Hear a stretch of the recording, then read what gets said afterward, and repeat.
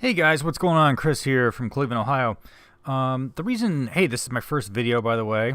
If you like it, hopefully, if I get 100 likes, I will make another. Feel free to leave comments down at the bottom after you're done. None of this is financial advice, by the way. So, the reason I want to make this is because no one ever talks about the psychological level of trading and like why people buy cryptocurrency. And you know, I I've got friends of mine that have said like, oh, Bitcoin is, it's gonna hit $1,000. It's not even worth $1,000 coin, and I'll get into that later. But we'll talk about that. But it's funny. Let's look back here at like the 1990s, late 90s, and early 2000s, and let's look at Amazon and look at like the chart here. Obviously, this is like through the tech bubble that happened. And we see Amazon hitting a high. It crashed, and not crashed, but like dropped, and then peaked again, and then went through a bearish market. And then we see what happened through Amazon over the course of years, and obviously there's been multiple splits and whatnot. And let's just take a look at the interactive chart for Bitcoin here. Let's go to this one. And boy, does this look exactly similar to what happened to Amazon. Peaked here. Well, Bitcoin did around 19,000, went down, spiked back up again, and then we've hit a bearish trend here to the current day. So back to my friend who said that Bitcoin will hit $1,000. And I've read that different experts have said, oh, we have no idea like where Bitcoin will continue to drop to. I'm like, you know what? I think it's gonna stop around the cost of mining Bitcoin. Mining Bitcoin is between $4,500 and $5,000, depending on where you live and the cost of electricity and what type of processors you've purchased and whatnot. So just recently, when the bottom happened, was right around February 5th. It did drop below 6,000 for like a brief second, and then rebounded and came back up. So that, I think, is our benchmark for the lowest point in Bitcoin going forward. That's just my opinion. This is not financial advice. And I think we're going to see a stagnant pattern here for a little bit until and then Bitcoin and cryptocurrency is going to increase going forward, just like Amazon did back in the 90s. Just because, whether I'm just using Bitcoin here as an example, whether it's Bitcoin, a lot of the cryptocurrencies follow this exact same chart. So whether it's Bitcoin that advances and is number one, or Ethereum, or Litecoin, that is. Time will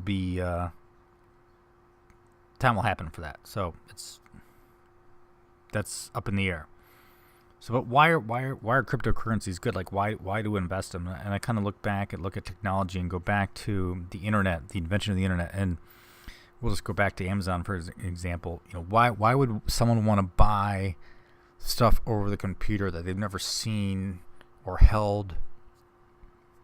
Why would Amazon succeed? You could just drive down to your local supermarket or Best Buy or whatever it is and buy, TVs and CDs and whatnot.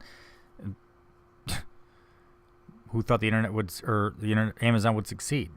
It has. It's like one of the largest performing stocks in U.S. history. So unfortunately, that's replacing some of the technology we have today or in the past. So you look at Blockbuster, for example. Blockbuster was a great place to go and rent videos and movies and whatnot, and it got replaced by Netflix. People think like, why do I need Netflix? I can go to Blockbuster and rent videos for 2 or 3 days and pay a few bucks, and now I can go and watch movies live streaming to my TV. And unfortunately, all the Blockbusters around me have gone under. So it's just an advancement in technology where we see, unfortunately, where Blockbuster has now, I don't know if they're bankrupt or not, but I'm sure they're not doing well financially, and Netflix is thriving. So I relate this to banks, and I went to buy a property the other day, and I had to go to my bank to do a wire transfer for deposit for the down payment for a rental property I was buying. And I had to go in. I had to meet the manager. I had to go wait in line, talk to the banker, wait for the manager, sign a bunch of paperwork just to transfer my own money to the title company. And I was like, boy, this is like a long process here, just to like use my own funds. And I look at cryptocurrency and I'm thinking, boy, like, this is the future. You have the ability to send money anywhere to anybody in the world with a few clicks of a button. And to me, that is the future. So part of the psychological part is, let's go back to, this video was meant for people that probably bought within the last 2 or 3 years. You know, when did you buy and what did you do next? Are you a long-term holder? Do you want to be a day trader? Did you buy Ripple at $2 expecting it was going to go to like 10,000 in 2 months, and then you sold it when it dropped down to 1? You know, I don't know. But you look at the chart here, and obviously we hit a huge spike, and then things crashed, and not crashed, but like hit a huge bear market. And some people would say it's a crash. Some people would say it's related or similar to the technology crash, the tech stock crash back in the 90s, which it looks really, really similar. So long term, you have to decide whether you're a long-term holder or you want to be a day trader. There is money to be made buying and selling during some of the up and down markets here. So I'm not going to get into all the altcoins that are available to purchase and what they are, and then the technology behind them and their usefulness. Let's get rid of all these ads here. But that's for another video. If I get 100 likes, I will make another video. This video was to talk about the buying and selling and what goes through your head when you see a giant swing up and down. And when he goes down, it's terrible. It's like watching your puppy get like kicked through a fan, or your favorite character on your favorite TV show getting like slowly murdered. There's nothing you can do. You just have to like sit back and like painfully watch it. And a lot of people do is they will sell. They will end it. They will turn the TV off. They will sell. They will cut their losses and move on to like another investment and go on with their lives. And they'll forget about cryptocurrency. And, you know, it happens.